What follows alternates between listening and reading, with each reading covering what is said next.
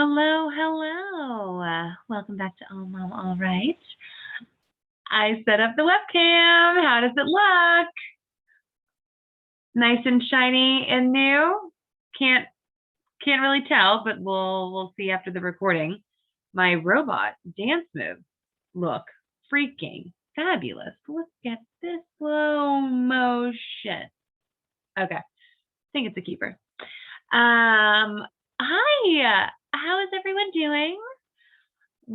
Happy Friday for those that are watching this on a Friday.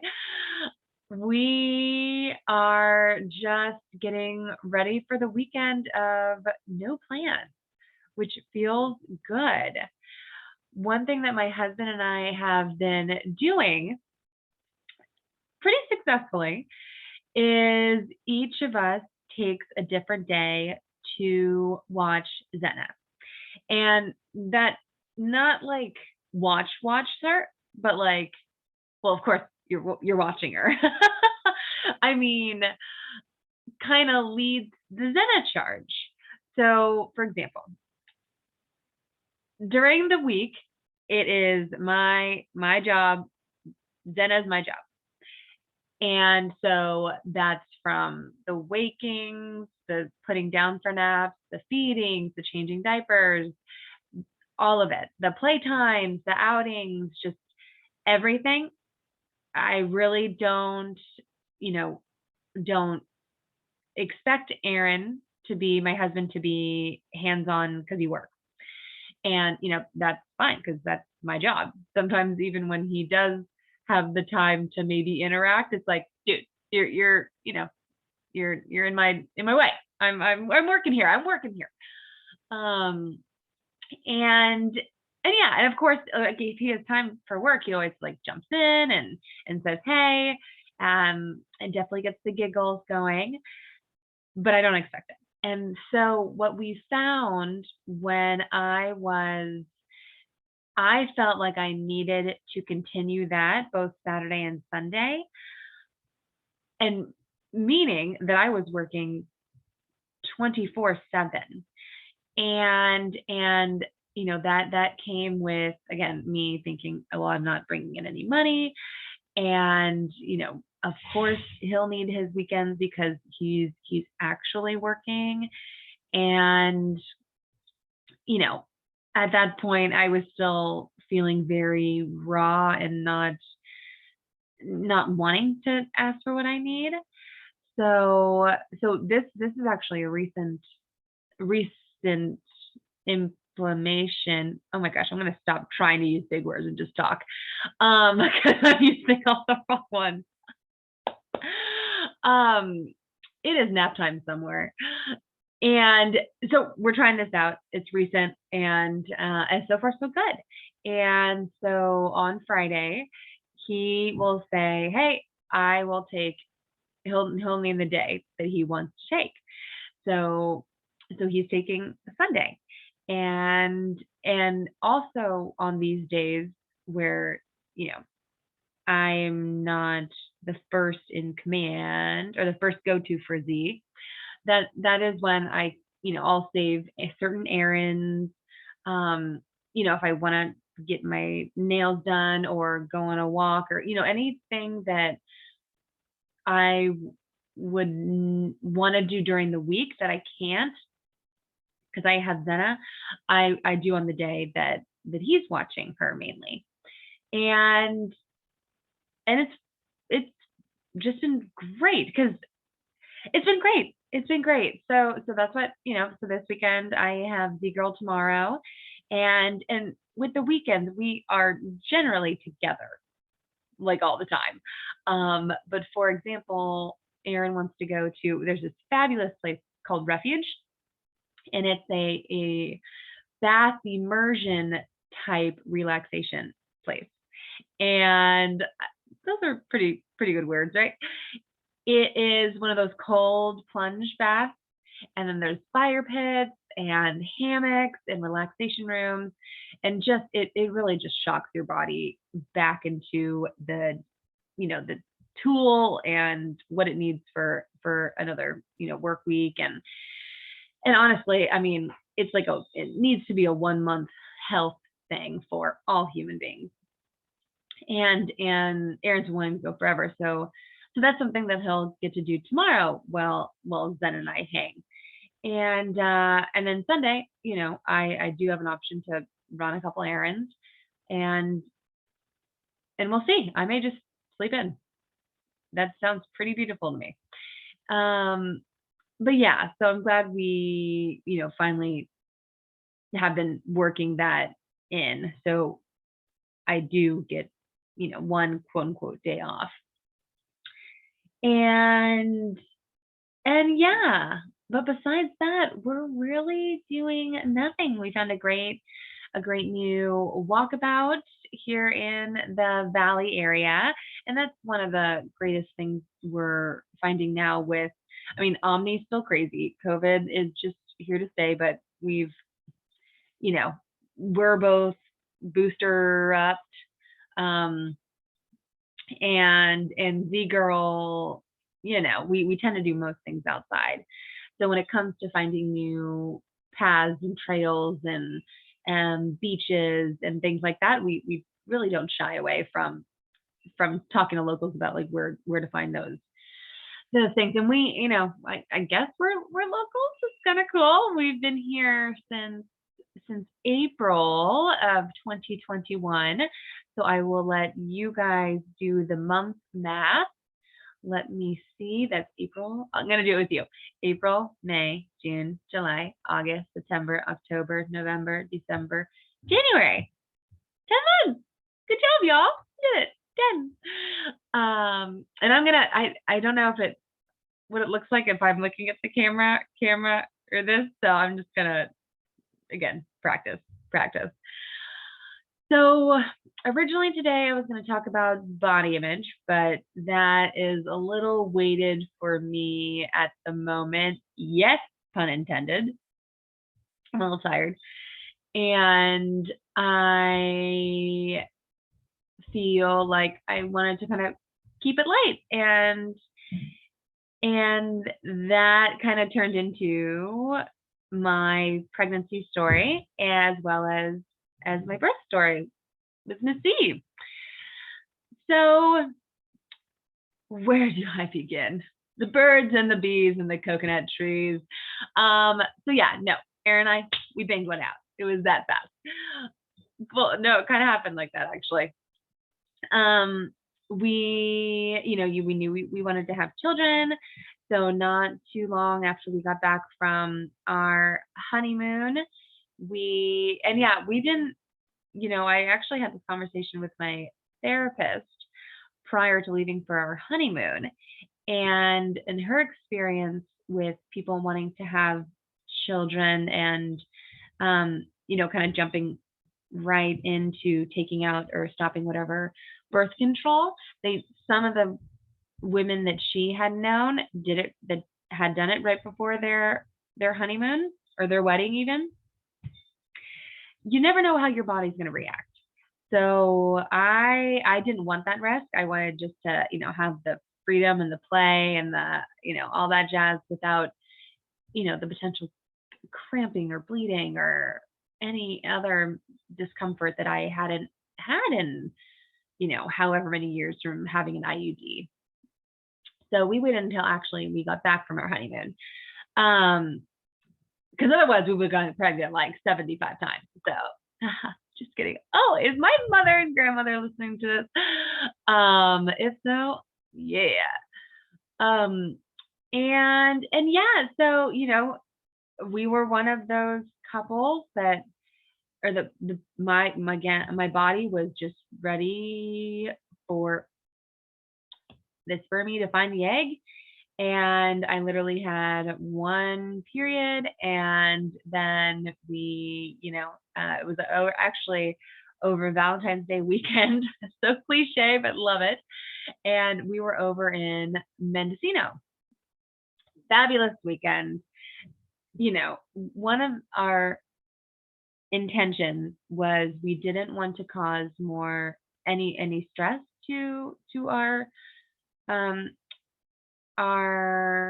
trying to get pregnant journey. We wanted to really have fun, just, see, totally, totally, totally turn it up to God. And we did, and he was just ready and waiting. So we found out right before COVID that I was pregnant. And what that looked like was literally morning of lockdown, which had, lockdown was going to start at 12 a.m. Whatever day that was, March something. And lockdown was going to start at 12 a.m. And I took a test that morning. So I was on the way to, I had just found out, and I was going to go pick up, I had errands to run. We're about to go on lockdown. Like, holy crap. So I just knew I needed to get to one medical stat to just make sure that I, in fact, was pregnant.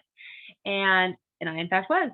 And it just, everything happened so quickly in that sense, because we just had to be. And which was kind of cool. And I remember seeing one of my best friends that day too, because I was picking up, we used to take a glass blowing class together, and I couldn't tell her, and because we just found out, and we were only like 4 weeks or something, 4 or 5 weeks. And so that was, just looking back, and I remember just not being able to tell her. And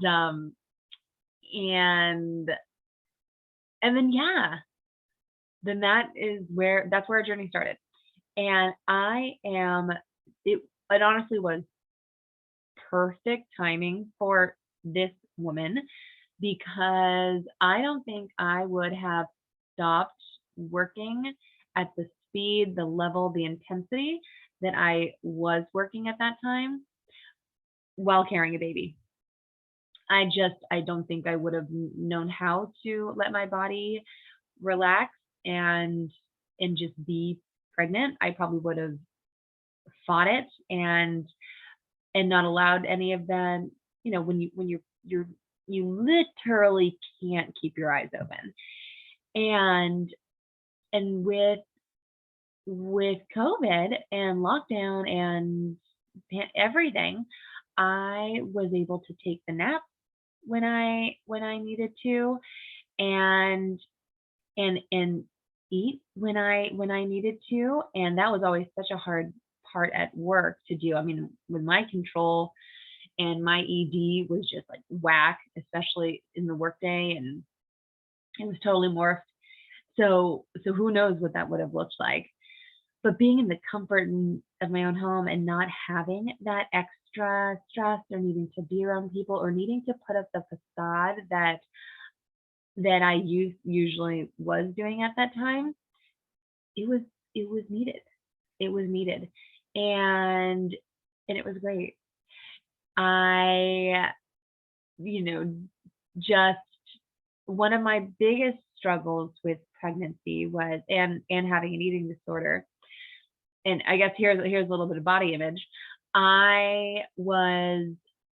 It was so hard for me to allow myself to eat as much as my body like needed to eat, to again feed the babe, when I wasn't showing. So you start gaining weight, and you're not necessarily gaining weight like in your tummy area. Like, again, it's your uterus that's going to be growing, not your belly. And or I guess both, but you know what I mean. So I remember I was coming up to, I think, like 12 weeks or something, and I was still barely showing, but I was I was gaining weight, and it was really hard for me. And I asked, like, God, please just let me pass, because at that time I was still trying to do I was still trying to control things, and I still had much of the eating disorder in going on. And I knew that I could not let that happen. You know, I was working like double with my therapist and all the support I was really going over. And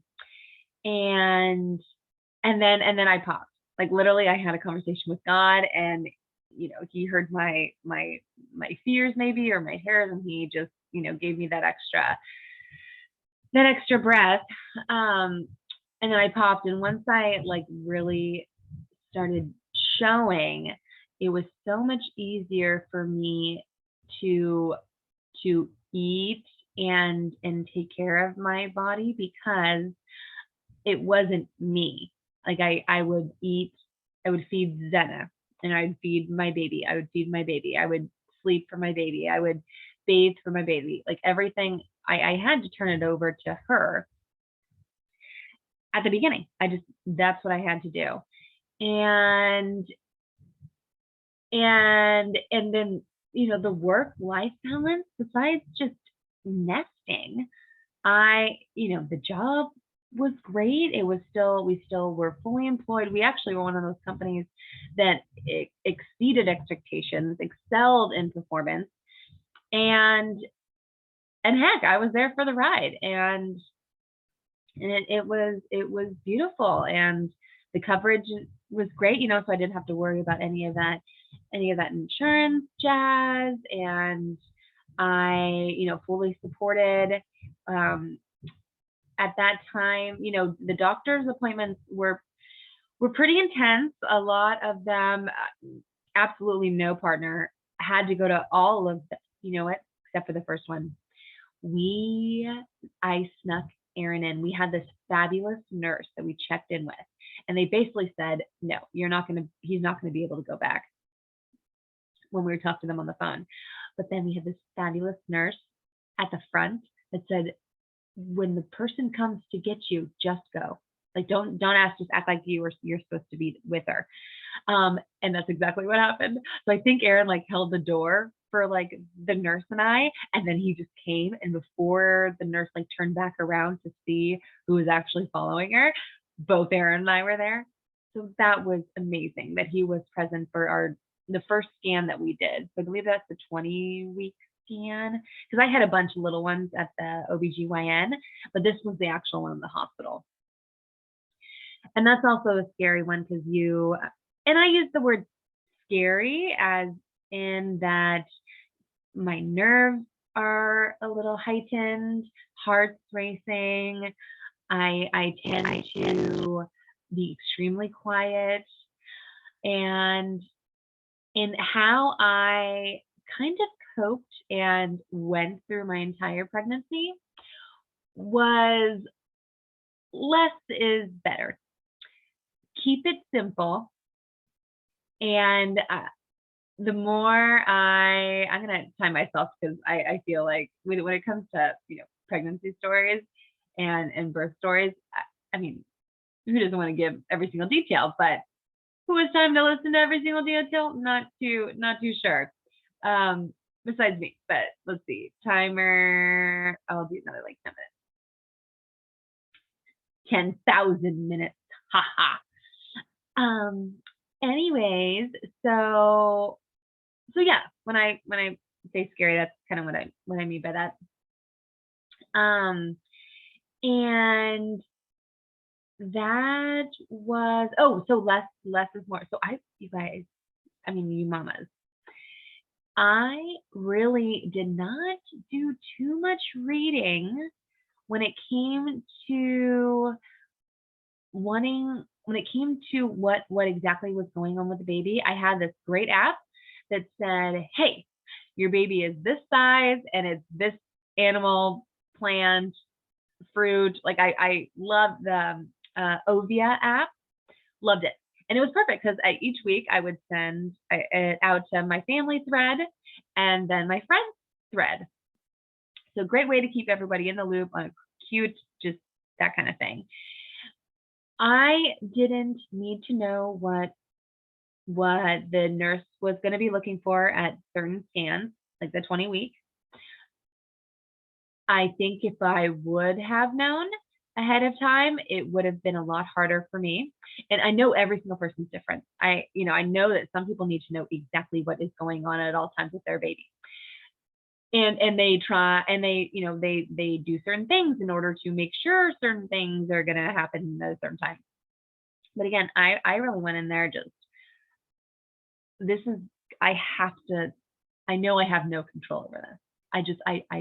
I knew it in my bones. And so it made it easier in that sense. And we even had not necessarily a scare, but Aaron carried a certain chromosome that if I carried it, then our baby could have been born at a higher risk for Down syndrome. And so that was an extra test that we had to take.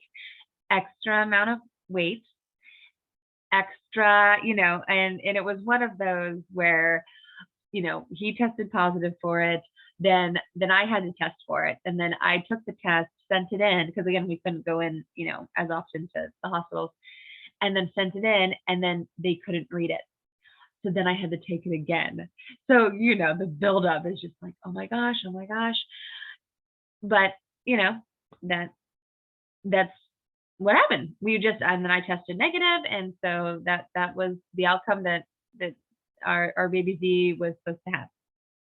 And then, in one thing, I thank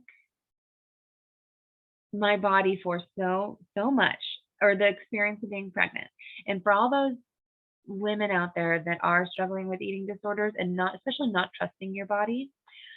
I'm not saying go out there and get pregnant, but it was the first real time that I allowed my body just to have what it needed.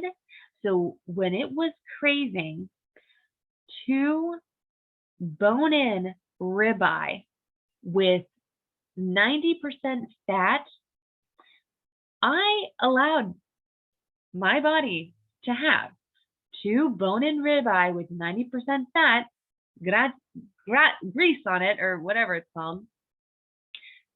I ate it. And the feeling, I try and hold on to it when I'm trying to nourish my body nowadays, but it is so hard to recreate because you just feel like high, because your body, you just need it. And I would eat this. So meat was my jam. I ate meat morning, noon, night, snack, just round the clock. It was one of the first times that like my go-tos, like hummus, did not work. Fruit did, very citrusy fruit. So like, whole pineapples. Watermelon was awesome. And popcorn. Popcorn was like my jam too. So red meat galore. Don't even try and give me chicken. I mean, that was like an insult. Fish. Are you kidding me, Smalls? So it was no problem not being able to have sushi, which, is a favorite, because I wasn't craving it. It did not sound good.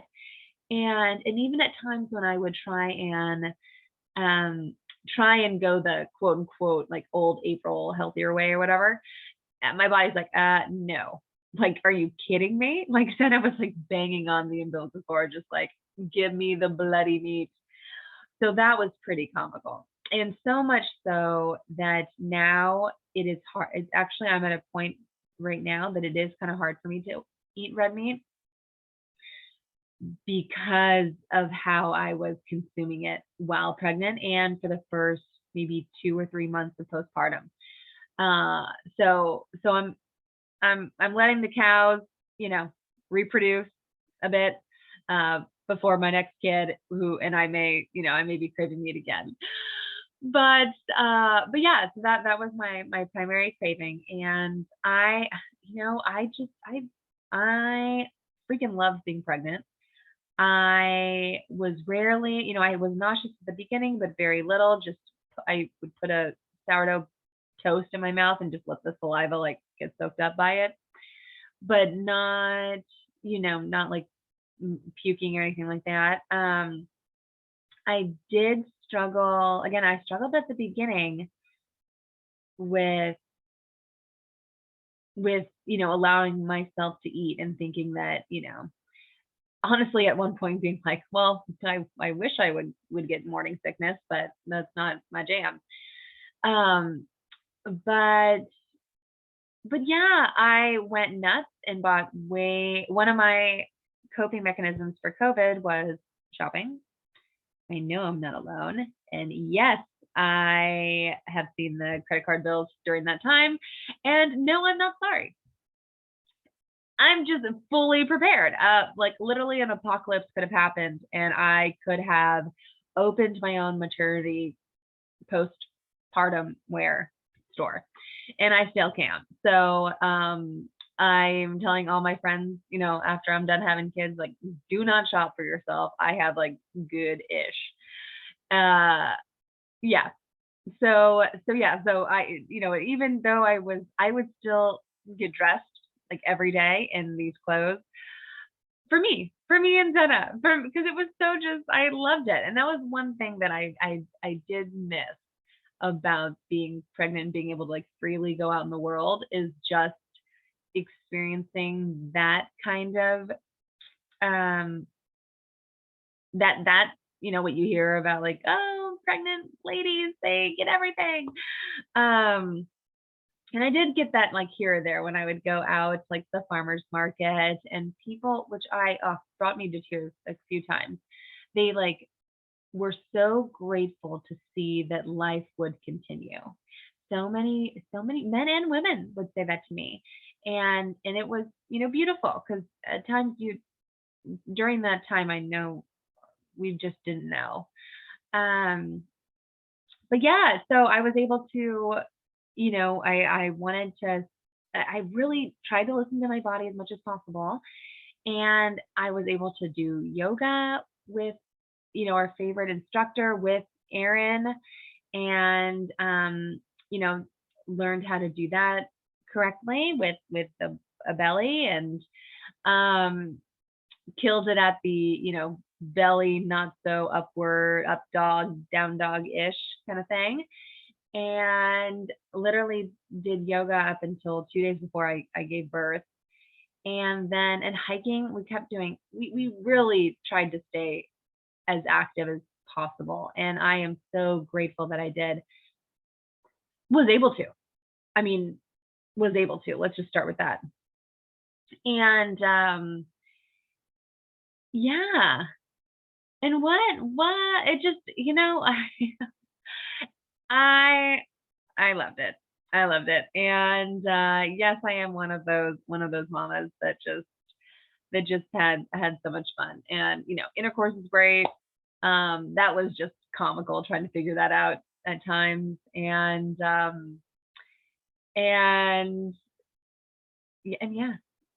yeah, it was hard. I never had the gal tell me numbers on the scale, just, hey, am I healthy? And because again, I was trying to work on my ED, but my primary focus was just staying as healthy as possible. And so that involved working on my ED just kind of like naturally. Ow, my knees look. Why am I still wearing my boots? And yeah, so then I actually, it's been 10 minutes. Okay, let's see, 10 more minutes. And this may be a long one, guys. So I got to 41 weeks and we fell in love with our instructor from our birthing class. We took this fabulous birth class called evidence-based birth. And basically, get my boot on. There you go. It was all about facts and how to advocate for yourself. Brilliant instructor. So we asked the instructor to be our doula, our virtual doula. And we're so thankful that we did, because, it got to 41 weeks, feeling good, I went to acupuncture. So I went to acupuncture a couple times, chiropractor, started eating pineapple like my job, did the dates, started doing the dates and smoothies, and and then started doing that oil, the rose oil. Oh, goodness gracious, it's been so long. But started taking the oil in tea, and kind of just for fun to see, like, who knows if it actually works. I think the acupuncture did, because it really just let my muscles just soften and let the body kind of start working. And then I started having contractions on November 9th. No, November, yeah, 19th. I woke up in the middle of the night to cramping. So cramping that I was able to sleep. So pretty severe cramping, and then went in the bathroom and I was bleeding. So that, contacted the doula, took a picture, contacted the doula, and said, "Is this normal?" And in your mind starts going crazy, because then I'm like, "Oh my gosh, I can't feel Zenna. She's not moving. How long has it been?" Da da da. So breathing was just, thank God for yoga. So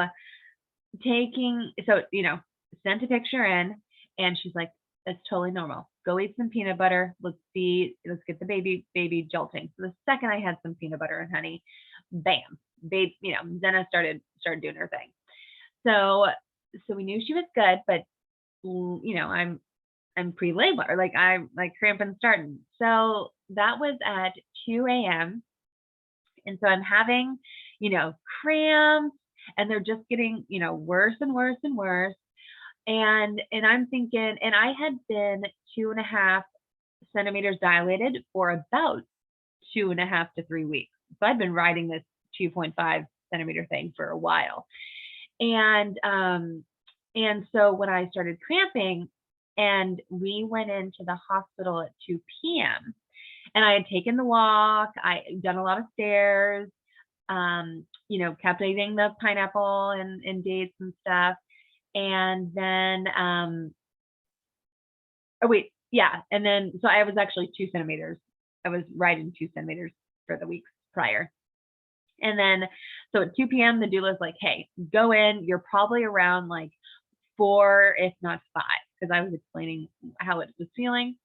So we go in, fully packed. I'm like decked out in like the outfit that I'm supposed to be wearing, these fun, like flowery, bright pants, and this white fun. Oh, our power just went out. Oh, well, this is going to turn perfect timing. It's going to turn into a scary, scary story.